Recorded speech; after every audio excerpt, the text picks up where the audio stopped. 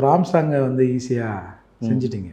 அதே மாதிரி வரிசையாக அடுத்த மூர்த்தியை செஞ்சலான்னு கனவு காணாதீங்க. ஒரு மூர்த்தின்னா 1000 மூர்த்தி வருவான். முதல்ல நீங்கள் என்னெல்லாம் செய்யவே முடியாது. நீ எத்தனையோ தடவை ட்ரை பண்ண, ஒன்றுமே நடக்காது. பகல் கனவு காணாதீங்க. இல்லை மூர்த்தி அப்படி மீறி வெங்கனா வேற எங்கன்னா ஆளுங்களை கூட்டாந்து இந்த வட மாநிலம் அங்கன்னு கூட்டாந்து செஞ்சாருன்னா திருமாவளவன் தான் இதுக்கு பொறுப்பு. டிக்ளேர் பண்ணுறீங்க? ஆமாம் சார், அதை தான் சார் கம்ப்ளைண்ட்டாக கொடுத்துருக்காங்க. அதே ஏற்றுக்க மாட்டுறாங்க. இருந்தாலும் இப்பயும் ஒரு தடவை சொல்கிறேன், இதுக்கு திருமாவளவன் தான் பொறுப்பு.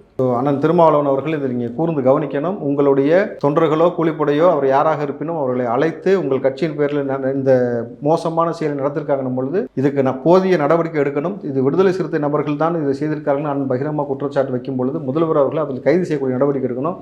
கூட்டணி கட்சி தோழமை அப்படின்றதெல்லாம் நீங்கள் இதில் பார்த்தீங்கன்னாக்கா இன்றைக்கு இந்த ஆயுதம் என்பது வன்முறை என்ற ஆயுதம் வந்து 2 பக்கமும் கூறாக இருக்கக்கூடியது. இந்த கூறான இருக்கக்கூடிய ஆயுதம் நாளைக்கு திமுகவையும் தாக்கும் என்பதை வந்து நீங்கள் புரிஞ்சுக்கணும். ஏன்னா நீங்கள் வளர்த்து ஓடக்கூடிய நபர்கள் நாளைக்கு உங்களுக்கு எதிராக, ஏன்னா ஏற்கனவே அண்ணன் திருமாவளவன் வந்து திமுகவிலிருந்து விலகி நின்று அவர் வந்து திமுக என்பது கொடிய விஷப்பாம்புன்னு சொல்லி பேசின நபர் தான். ஸோ அரசியலில் எது வேணால் நிகழும் பொழுது ஆனால் ரவுடிகளை வளர்த்து விடுவது ஒரு ஆட்சியாளர்களுக்கு நல்லதில்லை. ஸோ ஆட்சியாளர்கள் இதை கூர்ந்து கவனிக்கணும். மூர்த்தி அண்ணனோடு தொடர்ச்சியாக எல்லாரும் வந்து களத்தில் நிற்போம் என்பதையும் இந்த இடத்துல பதிவு செய்கிறேன்.